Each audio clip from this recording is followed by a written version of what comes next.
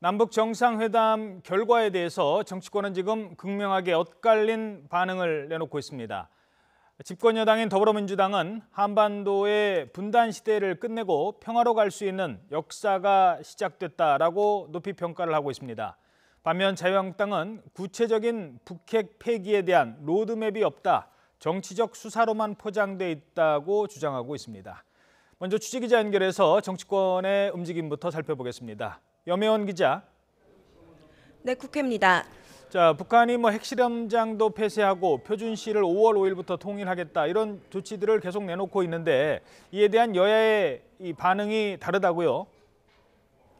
네, 정상회담 시작부터 시각차가 상당했는데 집권 여당과 제1야당의 대립은 여전합니다. 더불어민주당 추미애 대표는 이번 정상회담은 한반도가 분단 시대를 끝내고 평화로 가는 지워지지 않는 역사로 기록될 것이라고 강조했습니다. 또 문재인 대통령의 한반도 운전자론의 최대 지원자는 한미동맹과 미국 트럼프 대통령의 의지라며 북미 정상회담에 이어 한반도의 평화가 정착될 때까지 최선을 다해야 한다고 덧붙였습니다. 하지만 자유한국당은 보여주기식 정치쇼라는 입장을 굽히지 않고 있습니다.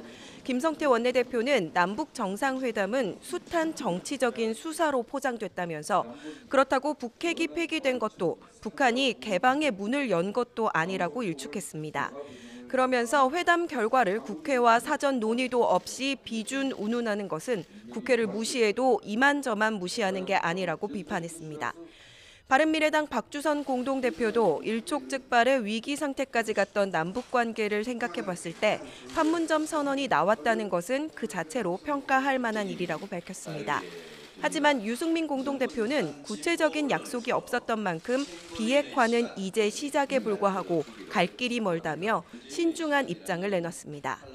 민주평화당은 북한이 정상회담의 합의 결과를 신속하게 이행하고 있다며 국제사회의 신뢰를 높여 비핵화 프로세스에 도움을 줄 것이라고 평가했습니다.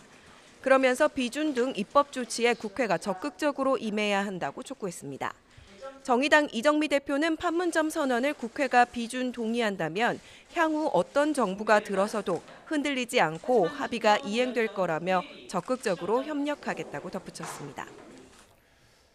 네, 지금 이런 상황 속에서도 여야 원내대표가 회동을 하고 있다고요? 네, 그렇습니다. 조금 전인 10시 30분쯤부터 정세균 국회의장과 여야 4당 원내대표가 정례 회동을 시작했습니다. 국회 정상화를 두고 정 의장과 여야가 논의를 하고 있는데요. 정 의장은 한 차례도 열리지 못한 4월 임시국회를 생각하면 국민 앞에 민망하다면서 5월 임시국회는 달라야 한다고 당부했습니다.